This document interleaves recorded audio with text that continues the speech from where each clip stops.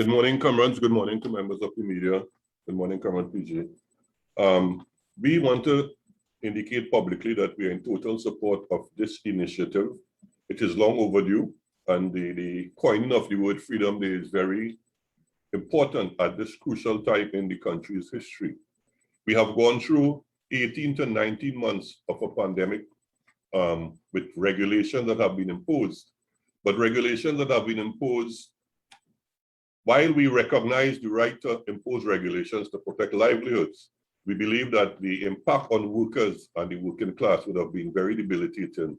And as such, we are strongly in support of actions that will bring redress to working class and ordinary citizens, because the lament and the cry throughout the society now is that people are suffering, and they are suffering because of the impact of the COVID-19 and the inequitable distribution of resources to bring about relief to working class persons. And we would want to say one of the major considerations that we have and the reasons we believe that we are in this mess is because of the failure of the social dialogue process. We believe a social dialogue process is critically important to bring about economic stability and industrial relations stability in any society. And we are strong in belief of the concept of social dialogue because it talks about equal partnership to the process of bringing about a different kind of society. We take example from the Singaporean model. We hear a lot of governments talk about what happens in Singapore. Singapore has a very strong social dialogue process, and they avoid unilateral actions. They have embedded that in their regulations to the extent that if policies and procedures are developed and guidelines are developed through the social dialogue process and they are not implemented, the Ministry of Manpower, which is equivalent to our Ministry of Labor down here, has the authority to take action for non-compliance with those guidelines. That is the extent to which they recognize the value of social dialogue. They also developed a code for industrial relations practice that is adhered to by all partners in an equal and equitable manner. What we had happening in Trinidad and Tobago was a national tripartite advisory council that was set up. But when we looked at the construct, it was more akin to an arm of cabinet and an arm of government, where the cabinet had to give authority for any deliberations that came out of ENTA. And we believe that that construct was not going to be in the best interest of the country. Because if we have partisan principles taking place at the cabinet level, then we are not going to get the desired result from what the tripartite process was supposed to bring about. Even when we look at closer to home, in Barbados, they have ratified the ILO Convention C-144 that talks to the issue of tripartism. And they say Barbados reaffirmed its commitment to tripartism by ratifying ILO Convention concerning tripartite consultation to promote the implementation of international labor standards.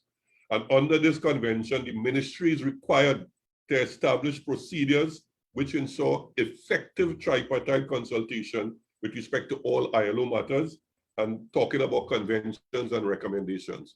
How long now have we been fighting to have the convention which speaks to the issue of domestic workers ratified in Trinidad and Tobago and put it in a particular context?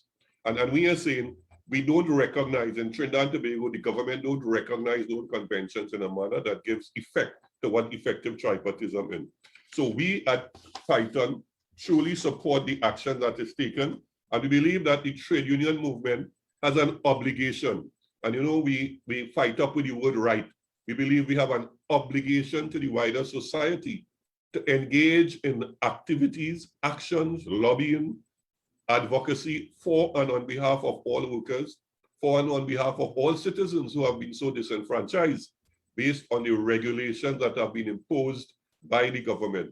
And we are saying that on September 1 is an opportunity for all of us to give voice to the voiceless at this particular time, to talk about the inequitable distribution of social security resources that we have seen being taking place across the country.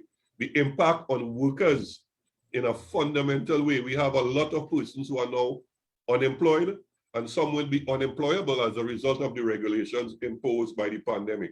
How do we rectify situations like that as a trade union movement? How do we bring about a different kind of society where the economic resources of the society, consistent with the provisions of the Constitution, are shared equitably across the citizenry. We believe it is important for us to stand up. We know that we are going to be challenged by as the PG say, the fanatics, who believe wholly and solely that they belong to a political party. But I would want to posit that we have to look at country first. This is about Trinidad and Tobago and bringing about a different kind of society. And we as a progressive trade union movement have an obligation to educate, inform, and edify the citizenry about what is taking place. We walked away from the tripartite process, and we are saying, I signal that, I label that similar to when you are constructively dismissed. Because when you are constructively dismissed, it's on the basis that the employer forces you out of the process by their actions that they engage in. And we believe a similar process happened in the tripartite process. The government, by their actions, they forced the labor movement out of the process. So we were constructively dismissed from the Tripartite Advisory Council, and we need to have this thing rectified.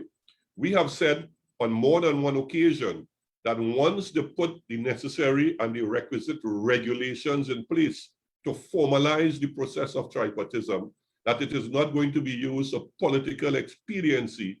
The labor movement is willing and prepared to re-engage in that process. But we cannot re-engage in that process when it is going to be used for political manipulation. And to talk in a manner that makes it look like if we are window dressing and we are just going to rubber stamp policy decisions by the government because we are part of the tripartite process. We want to have some kind of legislation that reinforces tripartism in Trinidad and Tobago, and it must report to an independent body. And some accountability is given to the tripartite process so that when regulations are made, they are adhered to, and if they are not adhered to, there are penalties imposed for the non-adherence of those regulations. So we are committed to the process of September the 1st.